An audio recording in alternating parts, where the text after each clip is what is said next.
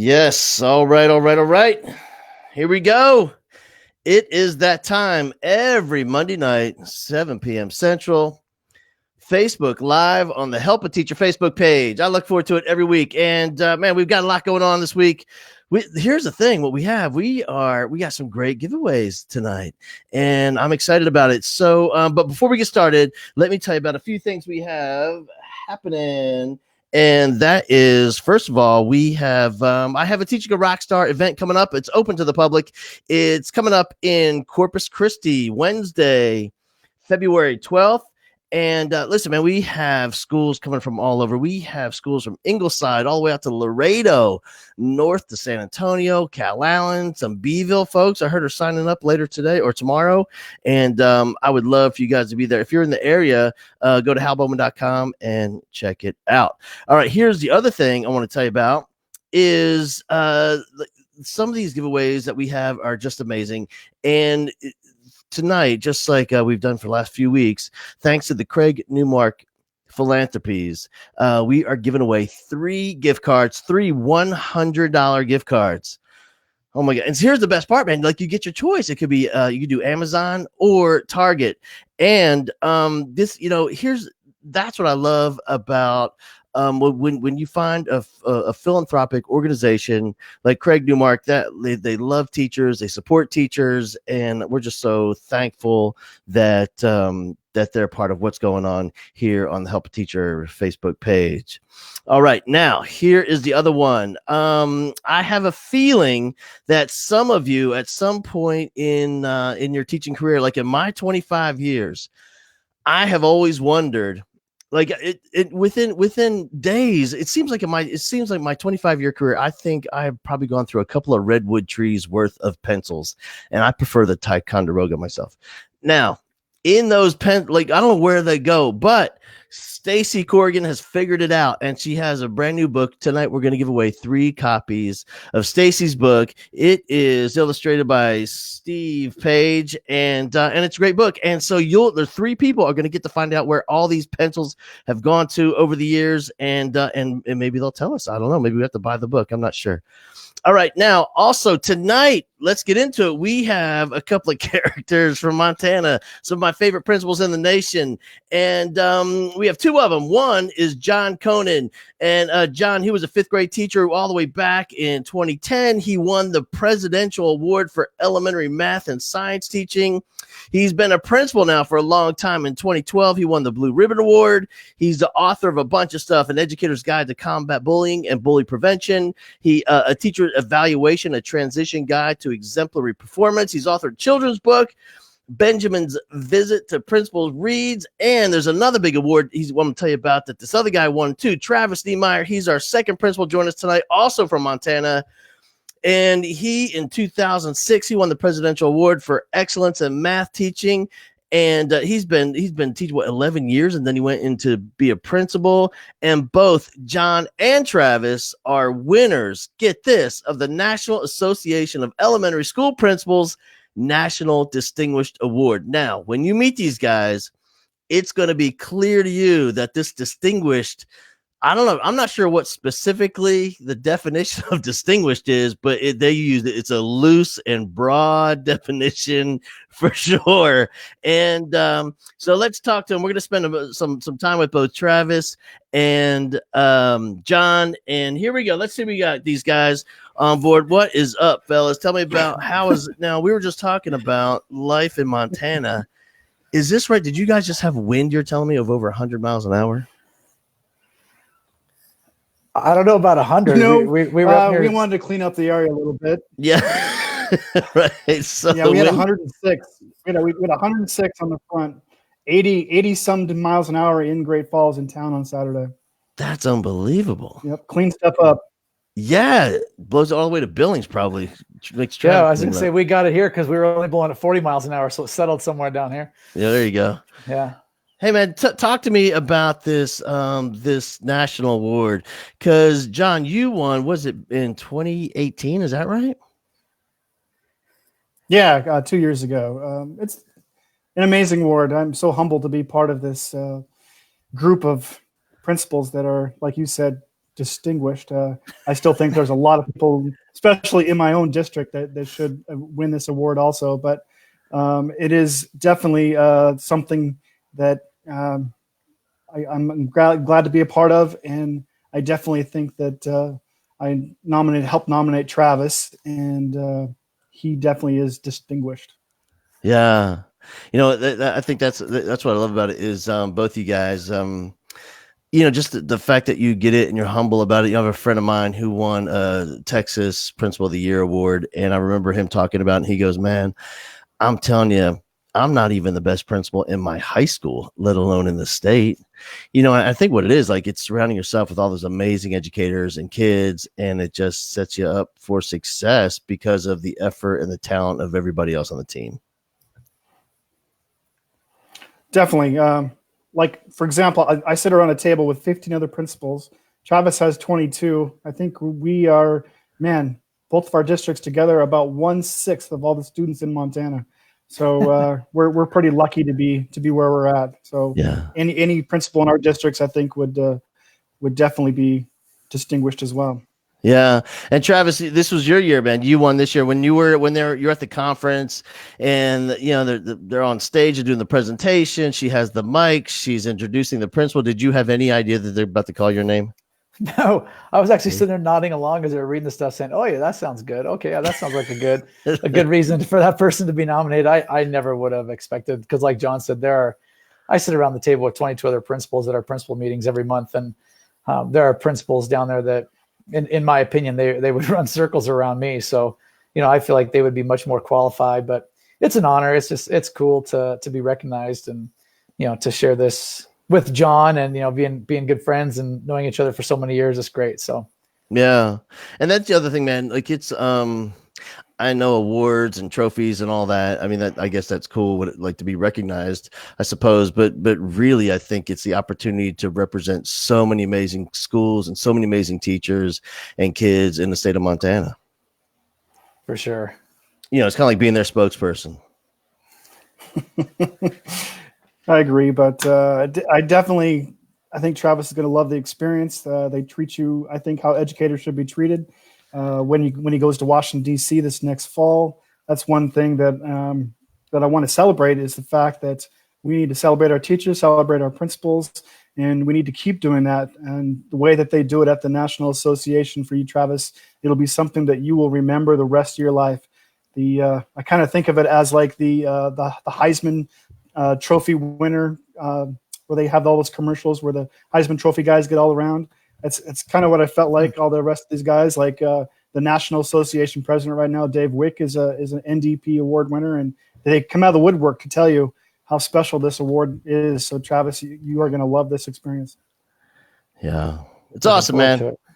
Hey, so at this conference where the award was announced, you guys also did a breakout session. Travis, what was it? What was the name of that breakout session?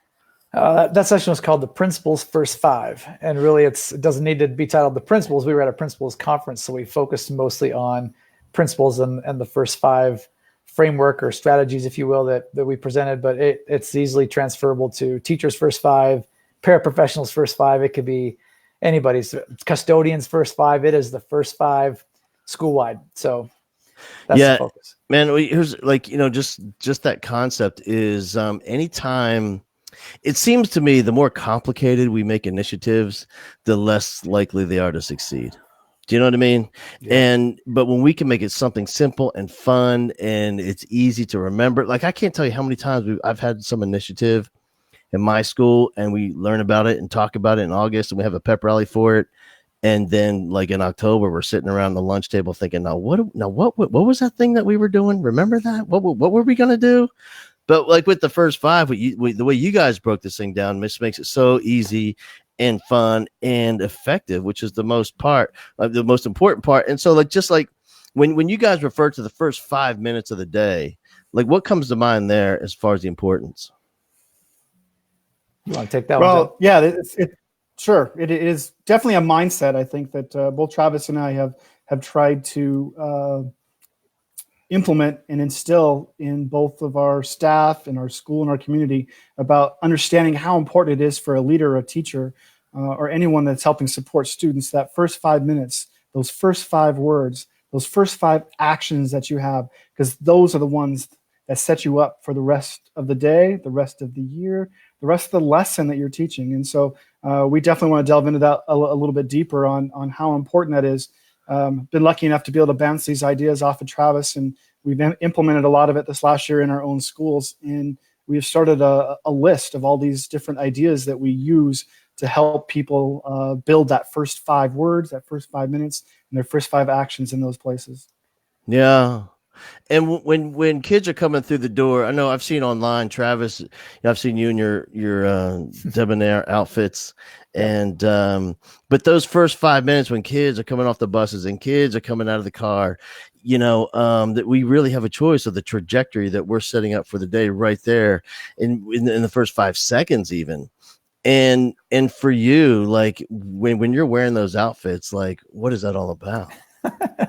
Well, and again, I'm not always wearing those outfits. It's really just about being at the door, just like teachers do every day, and you can hear that touted with anybody. It talks about, greet your kids at the door and the importance of that initial high five, handshake, hug, whatever it may be. So really I do try to wear some fun outfits from time to time, suits that are a little bit crazy, things like that. But it's really all about, again, trying to, as soon as they step out the door, of seeing a smile on their face. I get parents that come up and they're debating whether that's pajamas I'm wearing or an actual suit. And then of course the kids go like, I told my mom that was your suit. I told her it was your suit. So, it's things like that. And the kids just come out with a smile on their face. And even as they're, 15 yards out, I'm already yelling at them, good morning. I'm so glad you're here, and celebrating the kid. And of course they start to smile. Sometimes they put their head down and shake their head, and, but you can see the crease in their face. So, they're smiling. And, sometimes when kids get to the door, and this is the power of those first 5, is that, for some kids, that might've been the first welcoming greeting they've had that morning, because I'm guilty as a parent, like, get up, let's go. We're late. We got to hustle. And, a kid starts their day off in kind of a tizzy with, what do I got to do? Where do I got to get to? And they forget breakfast and they run out the door and they forget, their glasses or a backpack or whatever it may be, So it's really just about setting that tone from the moment they walk in, that you're in a good place. It's a safe place. We're so glad to see you. And you're going to have a good day.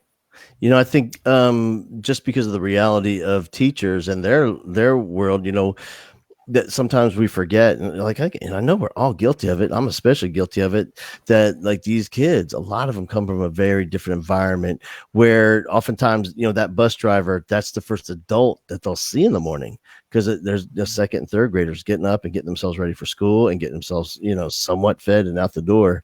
And you're right, man. Like the first 5 seconds, 5 minutes, 5 words for that kid is everything. Yeah. And we talk a lot about those first 5 words. John, maybe you want to hit a little bit on that. The words we say, the words we try to avoid. Yeah. Based on those situations. Yeah, we've really tried to get away from asking the kid how their night was.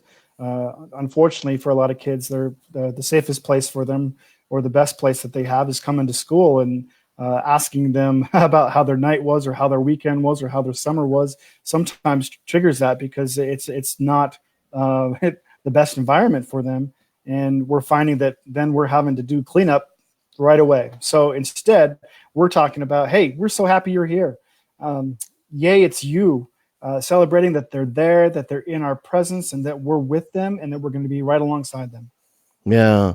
When I was doing some mentoring programs back in my teaching days, at the very end of it, we always had long talks about that. We were seniors in high schools. We were going to elementary schools, and we did a lot of training. And that was the one question we always try to avoid, with our mentees, our children from elementary, they were in our program for a reason. And that opening question, hey man, how's it going? Well, you know what? The how it's going is that's why they're here, man. It's not going great. So one of the things we always try to do is talk to our mentors. Like if you think about how you greet your best friend, like when something fun happens in your life, who do you want to tell? You want to tell your best friend. So one of the things we do, we kind of get in the habit of, oh my gosh, I couldn't wait to see you this morning. I wanted to tell you what happened last night. And so we tell them about something fun or something good or something interesting that happened in our life, just because that's what you do. And then it is kind of like this presupposition. Now we're friends. which is always effective. I guess something else too that we do a lot of at the beginning of the day is what we call thermometer checks. And a thermometer check is just checking in with certain kids and certain people strategically before they ever set foot in school. So I guess that's one of the questions I want to ask leaders out there is like, what are you doing the first 5 minutes the kids are on your campus? Like our kids in our district, a lot of them start coming at 8:10 in the morning. Our school doesn't start till 8:25. But what is the principal doing those first 5 minutes of the day when kids are there? Are you in your office? Are you in the hallway? Where are you at? And one of the things that I like doing is called thermometer check. And that's one of those checks where we just go around. I head outside to the upper playground where my older kids are at, 3rd through 6th grade, and I start checking in with specific kids that I know that I'll probably see later that day, but I'm going to check in the morning to see how they are. Yeah. I'm seeing what sport they're playing, what they're doing. I might even shoot a basket with them or hang out by them for a little while. Then I find my way all the way down to our other playground where kindergarten through 2nd grade are at. And I'm checking in with those kids, checking on how they're doing, all before they ever set foot into the school. And then obviously at the door, we're doing the, handshake, hugs, high fives as kids are coming in through that door, making sure they're seeing me be positive and our staff being positive and ready to go for the day. Man, it's so important. And, and here's what I think for principals, sometimes they forget the importance of. It's really hard to set an expectation for a teacher to do those things if they don't see it from their school leader. And that greeting, the first 5 minutes, the first 5 seconds, that greeting is so critical. Every year I go to this, there's a university close by, I go and talk to their student teachers, and they want to know, like, what's the most important thing? I'm like, that's like setting up the day, setting up your class, setting up with the greeting is by far for me the most important moment of the educational process. You're laying the foundation of the relationship you're going to build so we can deliver some content and stuff, some knowledge into that kid's noggin. And it's interesting for them to talk about how I never see my principal greeting anybody. Yeah, that's true. Go for it, Trav. I was gonna say, we talk, and you'll hear, quotes, memes. I mean, they're all out there with, you can't win a kid's mind until you win their heart. You know, I mean, and there's all different versions of that, but it's all the same idea. And man, nobody learns if they don't come in a good mindset. And so right from the get-go, we can impact that the first moments they walk in the door. And the thing I love about our school, and I didn't even orchestrate this, it just kind of happened over time. It was just a real natural thing that happened. Was after I started greeting kids at the door, I did talk to my secretary and said, hey, how about, do we really need to sit down and take all the messages for the day and answer the phone? Wouldn't you rather sit out, greet the kids, be the next person they see inside the door? And she was like, I can do that. And so, just give them permission sometimes. And so she loves getting out from behind her desk because, she sees those kids all day long too. If they're come down later with their tummy's hurting and they say maybe they don't feel good, they feel sick, she's already got that story from the morning. She already knew they had a bad morning to start. Something happened because she was the second person inside that door. So I'm the first person. My secretary is the second person. So she knows right away how that kid's feeling, what's going on with them. And, can do that thermometer check right there with the kid. And then right behind her is my counselor. Then they go into the gym where, our kids don't go outside and play and do the things John's do. We go in and our kids go into the breakfast room and they can sit and visit if they aren't eating breakfast or they eat breakfast. And then we do a soft start to the morning. So they actually go to the classroom. So before they even get in the gym, they've passed 3 of us. They get in the gym. There's 2 other adults in there doing their morning thing. So really by the time they even get to their teacher, they've hopefully touched about 5 adults. So they've had a chance to check in with them, make sure they're okay. Like I said, the third person's our counselor. So if that kid's not doing well, she can just whisk that kid up, walk off, go talk to the kiddo and kind of get them primed for the day and get them ready to go. Yeah. It's critical, man. We have to take that time and let our kids know, number one, we're there for them. It's safe. I think they feel safe too, knowing that I'm at that door every day. There's no question as to who's coming in and what's going on. So I don't know, there's so much to it. I love it. John, isn't it true for you too that like what Travis is doing, man? I know it's true for you as well. The whole idea that it's the secretary there, the counselors there. We all have dozens. There's in a school, there's dozens upon dozens of job titles, but giving those people the opportunity to all share in the same role, which is to make a profound difference in the lives of our kids.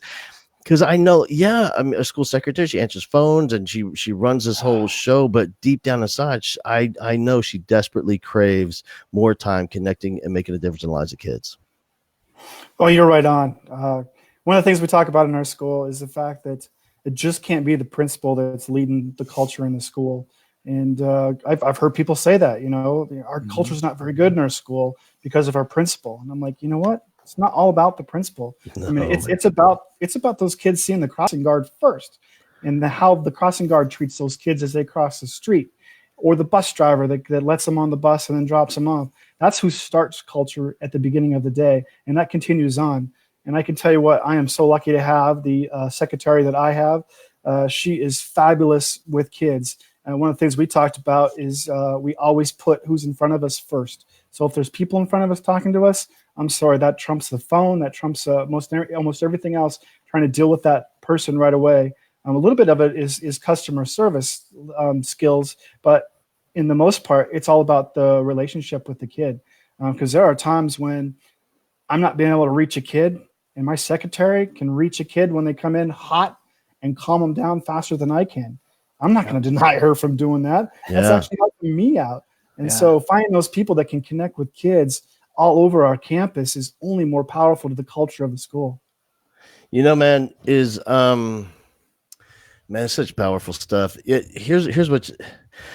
Years ago, when I first started doing this deal, I'm going to schools and trying to shift culture. Maybe 10 years ago, I would hear about this school with amazing culture, and what teacher would tell me that it's so awesome here because we have this phenomenal, incredible principal. And I would say that's amazing. But now, after doing this for a decade, I hear the reason our culture is so amazing because we have this phenomenal principal. It's terrifying to me. Like, if that's really the reason, that's a problem, because at some point that person's going to leave. And what I have found is those schools with the most incredible culture, the secret is every individual person on that campus is convinced that they are solely responsible for culture in that school. Every teacher walking to the school believes that they're thinking about some culture on this campus is entirely up to me. And when every adult on that campus believes that, that's when those magical moments and that shift can happen. Dare I say, teach like a rock star? Yeah, something like that. Hey, there it is. Let's throw that in there, huh?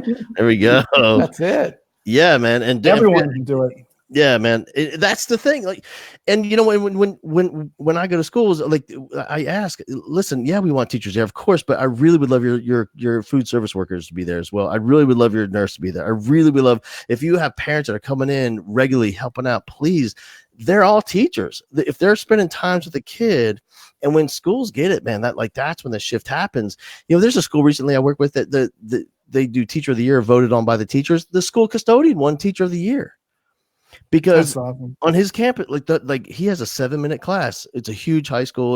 There's kids everywhere. They have 7 minutes to get from class to class. He holds class for 7 minutes, 6 times a day.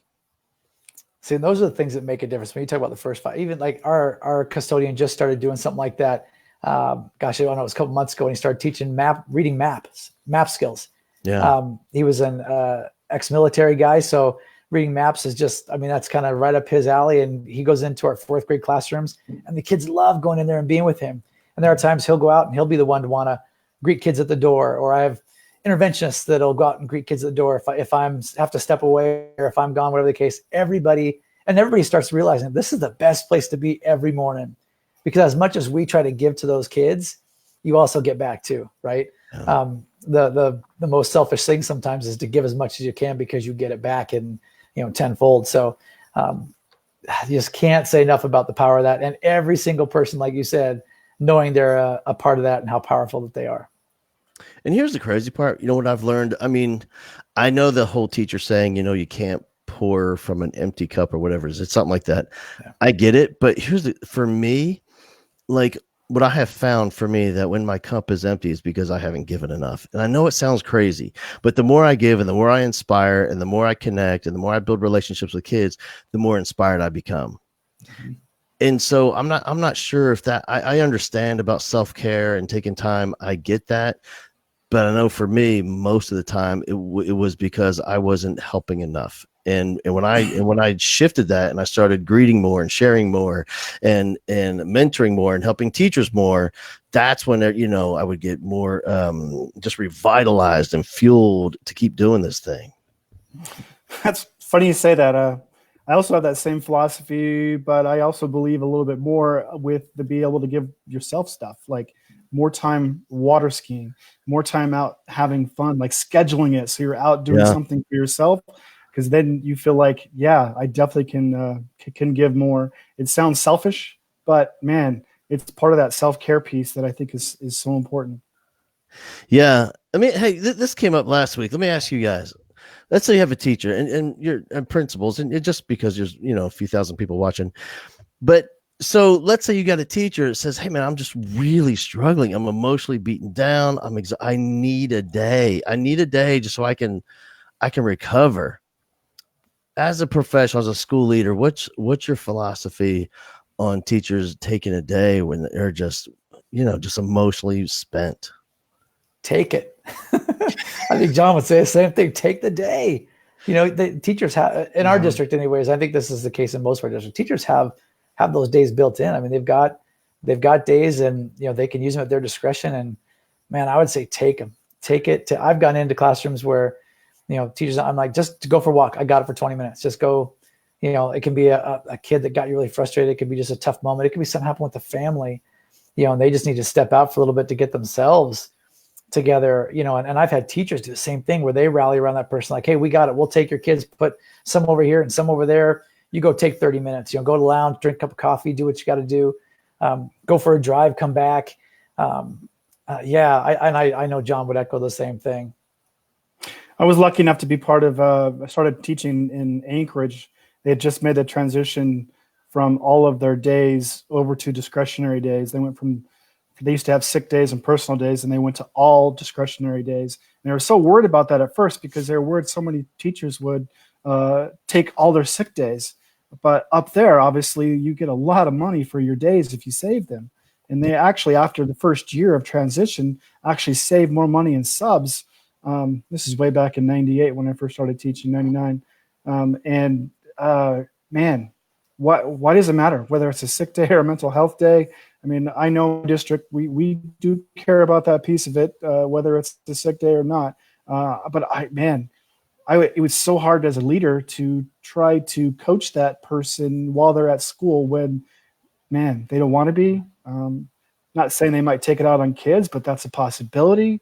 And it sets them up for maybe some failure the next day as well, instead of taking that day, rejuvenating, refueling, and coming to rock it the next day. Yeah.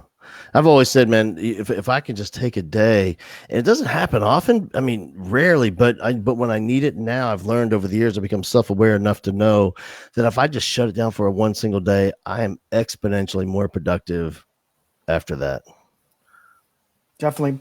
So that's another one of our thermometer checks that I was going to talk about too. So as a leader, we check with kids right away. The other check I do every day I'm at school. And unfortunately, my staff right now might be making fun of me because I've been gone at a training last week and then 2 days this week. But every day that I am there, I start from my kindergarten teachers and I walk all the way down and making sure I connect with every single teacher too. And that's part of the self-care piece, but I'm checking in saying, hey, how you doing? I might have a personal connection with them with a little bit of their story, what's going on in their life at a certain time. Yep. Sometimes just hello, good morning. And then I go on to the next person, but I'm trying to check in with every single employee before they start their day too. Similar to what I do with kids. I think that's important for leaders to do every day. One, it cuts down on my email, like half my email, because I can stop and talk to them before I get an email in the morning. But two, I'm not doing it because I'm doing it because I actually care about them and I want them to have a great day and I want us to be a team and to be able to communicate with each other, even when they're pissed off at me. I know when people are pissed off at me, when decisions I make or mistakes I make a lot of mistakes, but when they're mad at me, we're still going to talk and we're still going to team around kids every single day. And those check-ins every day are powerful. And I think we should all do them. Yeah. Hey, for both of you guys, Travis, I'm going to ask you first. Of all those first 5 concepts that are, if you have a new teacher coming in your building, brand new, just completed their student teaching, and they have all the theory, they just don't have the real world experience in education yet. And of all those first 5 concepts for a brand new teacher, because that's like, we don't want to, they're already weighed down with so much information. I mean, they're trying to figure out the copy code. They don't even know how to turn the computer on, and now we got this. But which of the first 5 concepts, which do you think would be most important? Man, that's a good question. I think, honestly, it would just be that first 5 minutes every morning. Because I think that sets a huge tone when kids walk in, even the first 5 minutes of your lesson. Because I think that's sometimes one that we don't plan well enough. We just kind of figure we're going to dive in. Going back to the old school days of what's your anticipatory set, or even just having that first initial class meeting, the first 5 minutes of school, just to have a chance to talk about the manners that you want to have, that you're focusing on in the classroom that week, or to talk about just having the kids connect with each other, because that's a huge part of building your culture too, right? It's just having the kids connect. So, doing different morning greetings with the kids and getting them to connect with one another, model those manners, have the kids then modeling it for their friends. And again, just to set that tone for the day, I think that would be the one I'd want them to start off with first and foremost. And again, they can think of that first 5 minutes before every single lesson, because it doesn't matter whether it's that first lesson in the morning, or if it's, okay, now you've done your reading block for 90 minutes, so we're getting ready to transition into social studies. What are you going to do that first 5 minutes of social studies? And how are you going to get that passion ignited in the kids and get them excited about learning social studies, when honestly, maybe you as a teacher aren't even that excited about it? Fake it till you make it, right? So, right. All those things that you can do as the educator to set the tone in that classroom and get the ball rolling, because the kids they're going to feed off of you. Yeah. So, I think for brand new teachers, I think you're right. Like the first 5 minutes of class, it seems to me, because they're terrified of the classroom management piece, and they should be, because it's crazy. You got 32 kids looking at you, and they could turn, like there could be a mutiny in this room. And so, like, I understand if since they have no real world experience. But for me, I think that's true. Like, I want them just to feel comfortable and safe. Like, you don't have to kick off you can do 5 minutes of there's a book I've always used called Activities That Teach. And there's games in there, and there's activities, and you can go on YouTube and look at icebreakers and church youth camp activities. There's so many fun things you can do within the first 3, 4, 5 minutes to get kids connected, get kids focused, and then we can move into the lesson. But I think for some first-year teachers, the kids are coming out of college, I mean, it's terrifying to let go of that. Let me tell you my first, and I've used this in interviews when they say, so tell us about a situation in your classroom, when things didn't go the way you wanted it to. And I automatically go right to one of my first, I don't even think I was student teaching it. I think I was still doing the junior field experience kind of a thing. And the teacher had to step out because there was a major incident happened on the playground. So it was myself and the other college student that were sitting in the classroom. And literally, I'm not even joking, literally we had kids hanging out the window, having spitting contests to see how far they could hawk loogies out onto the playground. I had kids that were running around the classroom. I was talking to kids. I tried raising my voice, and they just looked at me like, who are you? You got nothing on me. And they kept going. But you know what? I built a relationship with a kid that I knew was kind of the strongest personality in that classroom. The kid that other kids kind of idolized. He was the one that could get the class just riled up and going crazy. Or he could be like, hey, y'all, straighten up. Let's go. And they would fall in line. And I went to him. And actually, it's funny because I actually just reconnected with him on Facebook just literally like 2 years ago. And this is from 25 years ago. And this kid, I went over to him. I said, hey, listen, dude, I need your help. And I talked to him just straight up, like, I need you to get these kids out the window. I need you to get them in their seats. We got to get going because teacher's going to walk in here. It's Mr. Rump. I still remember his name, Mr. Rump over there down in Lincoln, Nebraska. And I literally and he got all the kids together. But the power of that connection is one that when kids do get that, you can get them back when you've got that connection with kids. So to me, that's the most important part. Konen, you talk. Yeah, John, how about you, man? Tell me, like, for a first-year teacher, brand new educator, that whole first 5 concept, what's most important? Man, I really think what I've tried to stress the first 5 days is not so much getting into content right away as in doing activities that build community and culture. I first started in It was called Montana Behavior Initiative, and it's based on a lot of PBIS stuff. I love the fact that my principal said, I don't want you teaching a content lesson the first 3 days. I want you working with kids and building relationships. And holy cow, I still was able to go further in my curriculum than I ever thought, trying to hit everything I needed to do. And I've tried to tell that to my teachers as well. Like, those first couple of days are so important, especially as a new teacher. What are you going to do to show that you're a human being, that you can connect with kids, and show parents that you like kids, and show kids that you respect them, and that you can build trust and build a relationship with them that's going to last the whole year through.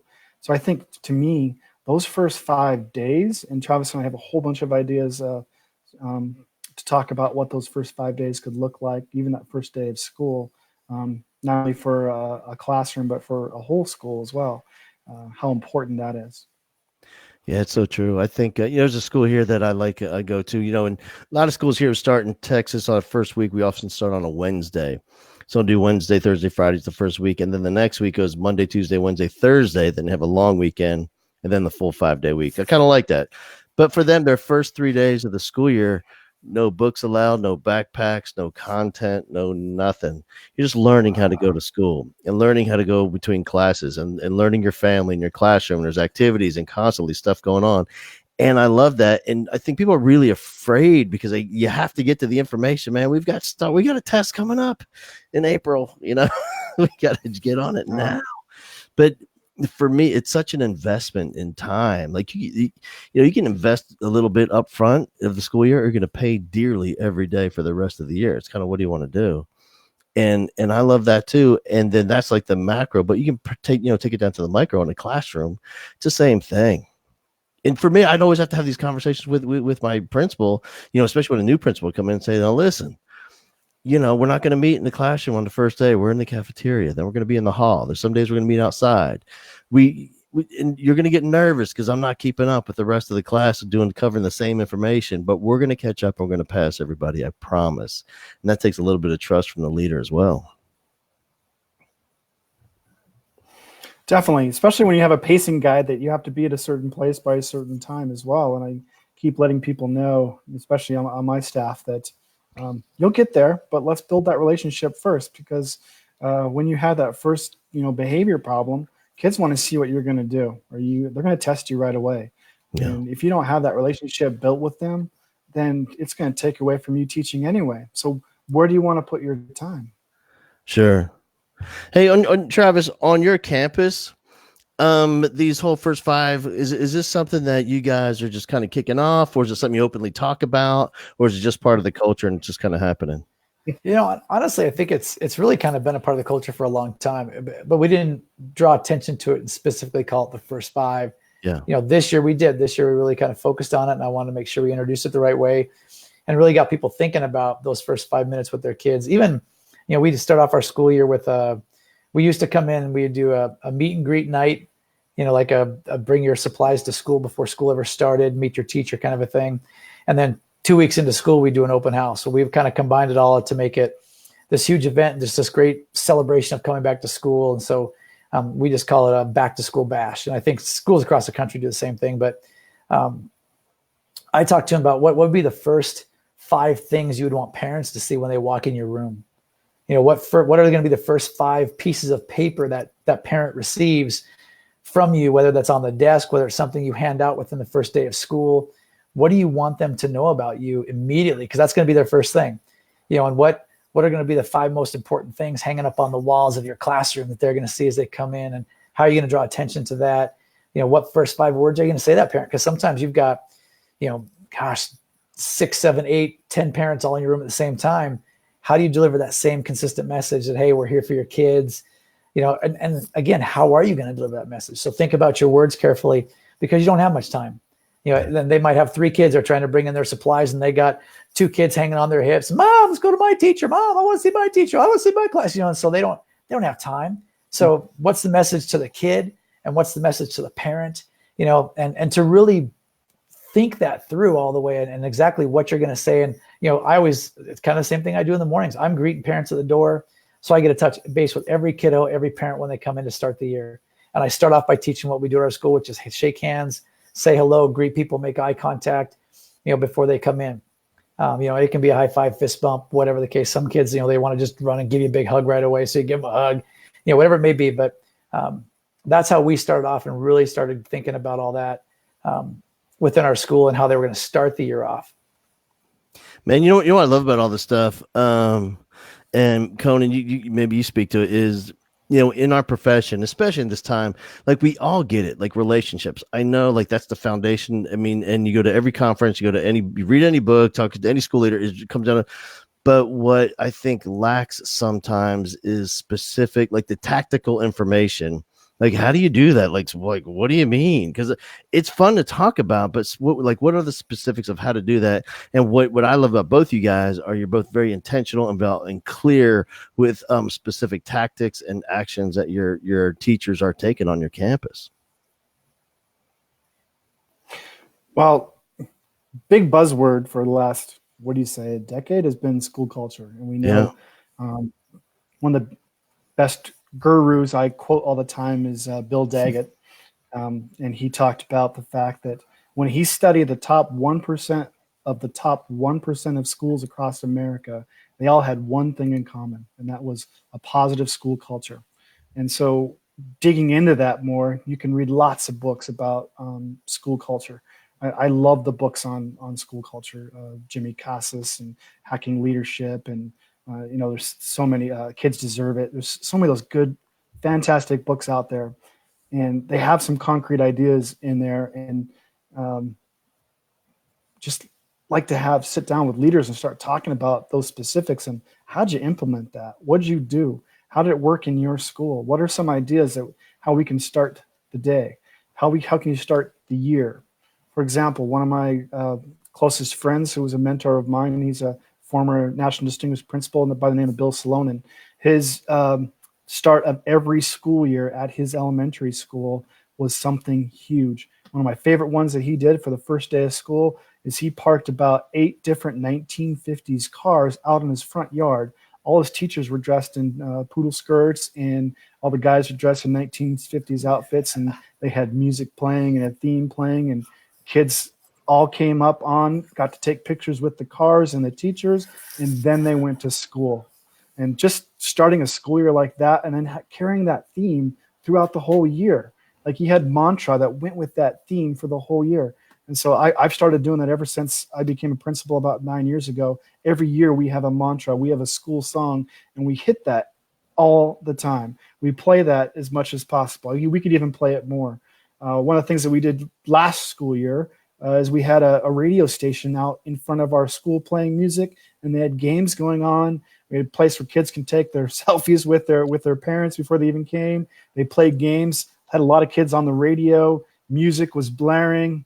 I don't know, the neighbors may have been upset because it was like 7:45 in the morning, but thanks for you bought a house by a school. We're going to have fun. So thanks for being part of that. But those are the things I think that we got to talk more about. What are the concrete things that you can do as a leader, as a teacher, as an employee at your school that'll help contribute to the school culture? My friend in Las Cruces, Dr. Tony Hull, she calls them big wow moments. And, it's always a big secret. And here's what I love about it. It gives other educators in that family, in that school, a chance to invest. And I think as school leaders, we're always asking about, talking about buy-in. How do we get buy-in? Like, I don't think anybody wants to be sold anything. No one wants to buy anything. But when they're given an opportunity to invest in something, that's when really great things happen. And, and the kids, I remember one time she did, I think it was like an Academy Awards type thing. We had the red carpet. There's paparazzi when kids are coming into school to, and they're coming through. And it's so exciting. And those are those memorable moments. And watching the video is a blast because I'm thinking about 30 years from now, when those kids are sitting around at the reunion, this is what they're going to talk about. Mm-hmm. For me, it's about creating experiences, and you can, again, John mentioned a lot of great books, and there are so many other great ones out there that talk about these things, that to create an experience for kids truly draws them in. And really, isn't that what you want to do every day in your classroom, is create an experience? You want kids to remember this, what you're doing, cramming information into them. I mean, yeah, hopefully they retain that, but that's not going to really help them remember that. So how do you create that experience? I'm kind of going back to that anticipatory set, that first 5 minutes to draw and hook your kids in. You know, I've talked about, you know, I want the teachers, your first lesson, day number 1, make it something you could sell tickets to where kids would want to show up. They'll pay money to walk in the door and take part in that experience and be with you for that day. Yeah. You know, and same thing for that back to school night. I want it to be something that, Don, you can't get to the same level as 2 bald guys in the screen there. I saw you trying to. He's trying to reach. Trying to get up there with the 2 bald guys. I don't know if you'll get that.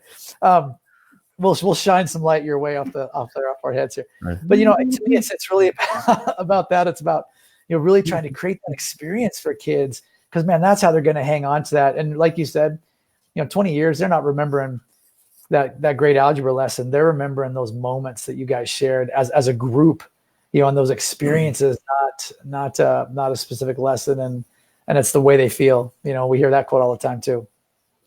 Yeah, I mean, it's so true. Like, this is such an emotional game, because that's really when learning happens. You know, these are emotional beings. You know, very rarely if I come across a kid that, you know, they're out there. It's rare where they're really a logic focused child. Typically, they're just moved by emotions and experiences and fun, and you know what they tend to do is they globalize whatever emotion is that they're feeling right now. So, like, whatever their predominant emotion is, that's how they feel about everything in their life, because they're kids. That's what they do. And also your most immature adult friends do that too. But what we want to do is create, you know, this emotion when they're coming into the school, when we're beginning the lesson, where we're connecting before class, in the hallway, whatever it is, because that's the same emotion that they're going to globalize when it's going to still be a part of them when the lesson begins and the learning starts to happen. Yeah. You know, one thing I don't think we talk about enough too, that it's part of this first 5 mindset is dealing with big discipline problems and situations that occur. I really think those first 5 minutes, 5 words, 5 actions you have as a teacher, as a leader, play the same type of a role in you know, how you treat the toughest kid in your school. Saw a great meme from a presenter this last week who talked about the fact that your school is defined by how you treat your toughest kid. And that might even be a Hal Bowman thing, but maybe not. Didn't you see was that from Andy's presentation, Travis? Yeah, I think that might have been Andy Jacks. Yeah. Let me just say right now, if you saw anything good, it was stolen from me. Okay, let's just get that. Yeah, there you go. There you go. But this whole point about what we do with a kid that's having a tantrum right now, what are the first 5 words that I can use with them? Because a lot of times the words that I can use can hopefully de-escalate him. But if someone else tries, they don't know those first 5 words that are effective with that kid, they can be a problem. So then we have to talk about those big, huge discipline problems, those tier 3 kids all across our school, on what are the first 5 words and actions and minutes we can spend with them to help de-escalate them, so we're not excluding them by out of school suspension. Yeah, it's so true. Even, sorry, let me say real quick. It's I guess it takes experience, and I know some teachers come into this thing just crazy gifted, and that certainly wasn't me. And but for like when the kid is having that meltdown and that behavior is happening, you know, I think maybe just about everybody starts out with, you know, coming back at them at that same volume and their equal intensity. You know, and what the kid, you know, most times needs to hear is like, hey man, like, let me understand, like, help me understand what's going on. Like, I care about you. I love you. Let's fix this thing, rather than you need to shut up and sit down. Yeah. We heard that quite a few times this last week too, that, well, you know, yeah, for example, when they go up, you go down. Yeah. You know, their voice goes up, your voice gets quieter, you know, things like that. And, you know, I'm going to do a shameless plug here because John won't do it. The book that John wrote that's titled Benjamin's Visit to the Principal's Office Again. In the back of that has 15 or 16 strategies. The book's really all about John. And he's the one at the office, but he's also the principal too.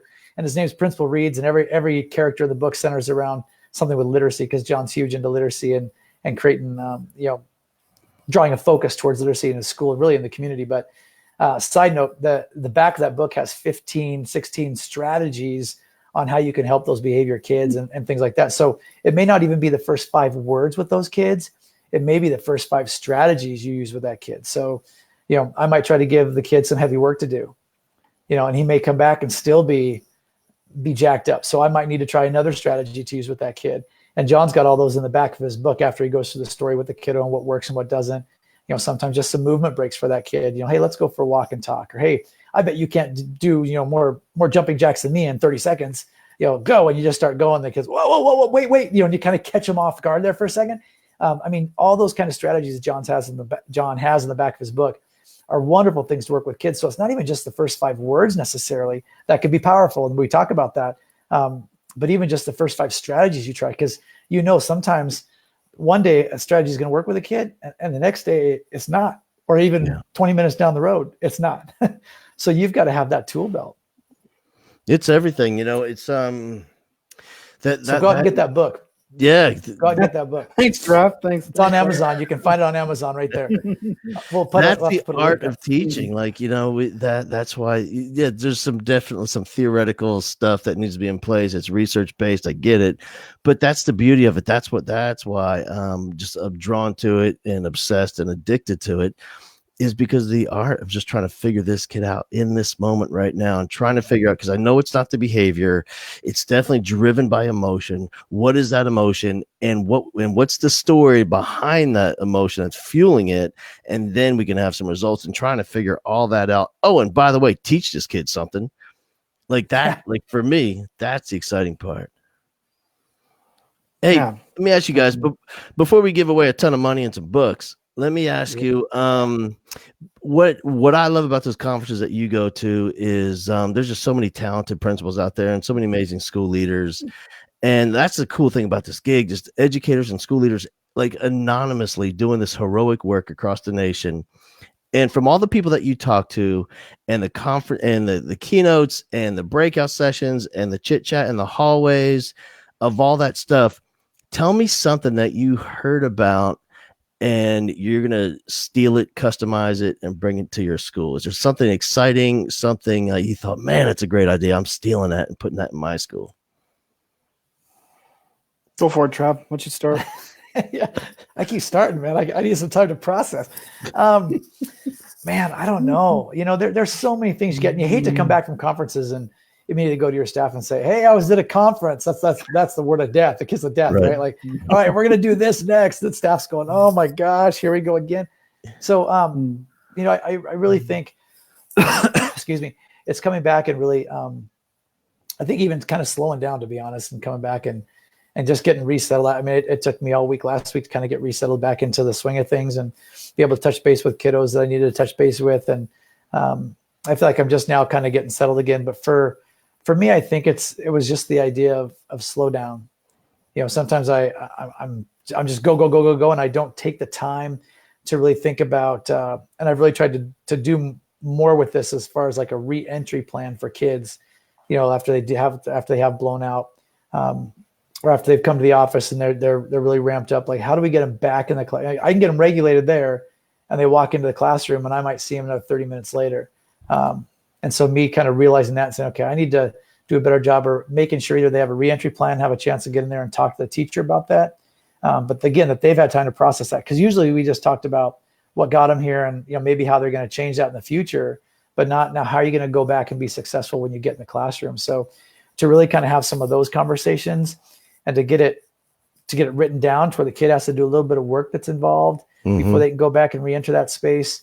And then if possible, for me to actually go back and sit down and give that kid some words of encouragement as they go back in the classroom and kind of reinitiate that relationship and kind of repair that relationship with the teacher. Because again, that repair piece, I think, is a piece we miss a lot in public education when kids go back. It's, because like you said, we're go.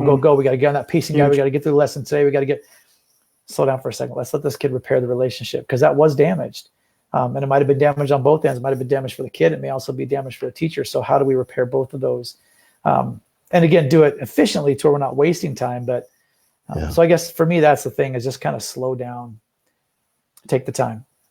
Man, I think maybe we tend to forget the state of mind of the educator as well, because they've sent that kid out. Like, for typical teachers, send a kid out they're mad, like they're frustrated, they're done, they're mad.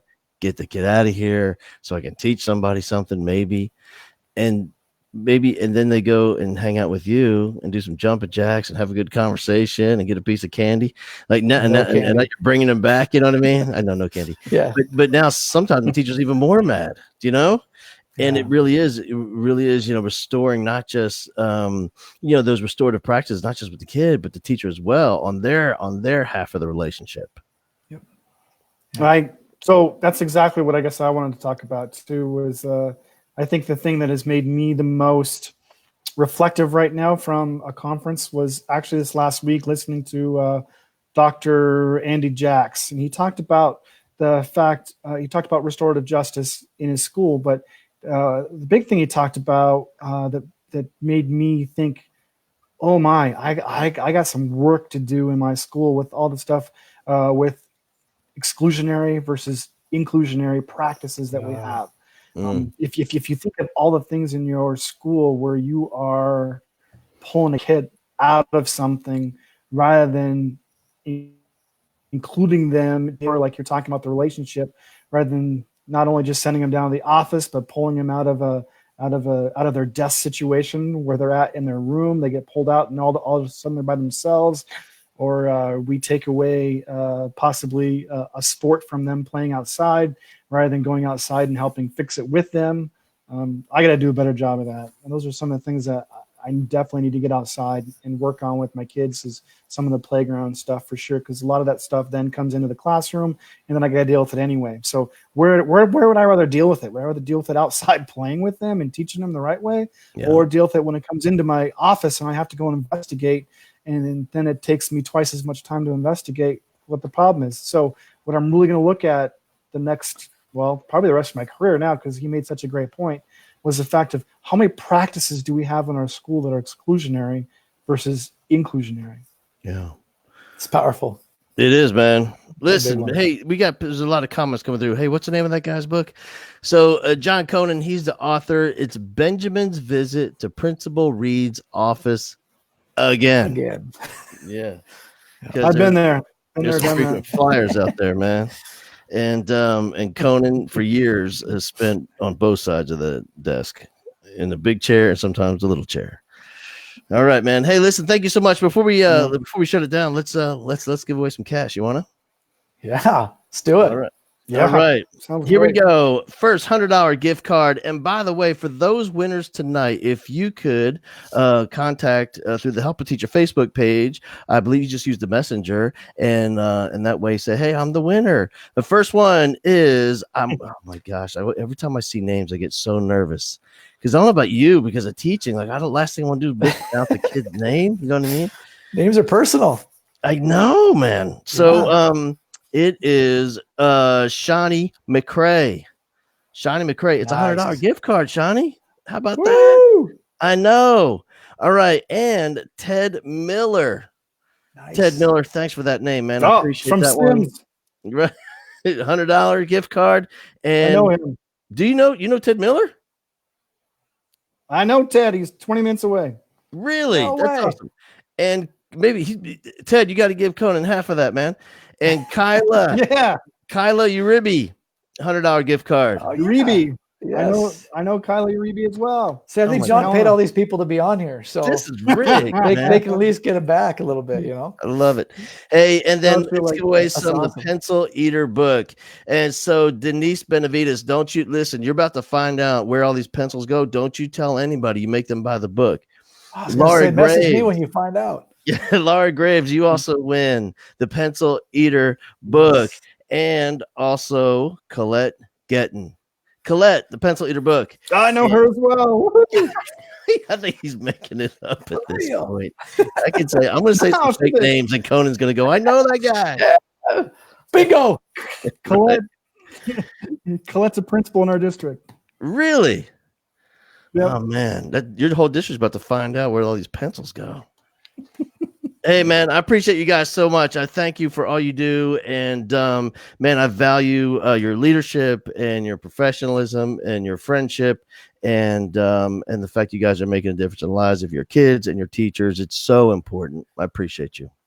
Hey, let's thank all those teachers out there, man. They're the ones making it work every day. Yeah. They're in the trenches. Yeah. So Yeah. And the fact that we all need to teach like a rock star. There you go. hey. Konen, if you can, man, if you want to show that shirt, don't feel ashamed. You had a little attitude. Yeah. There it is. Right. What? There it is, baby. Where's mine? Where is mine? Look at that. Let's get it going. Look at that. Even over the collared shirt. That's a true rock star professional. All right, man. Thanks, guys. I'm going to shut it down. I appreciate you. Thank you. Take care, brother. Have a good night.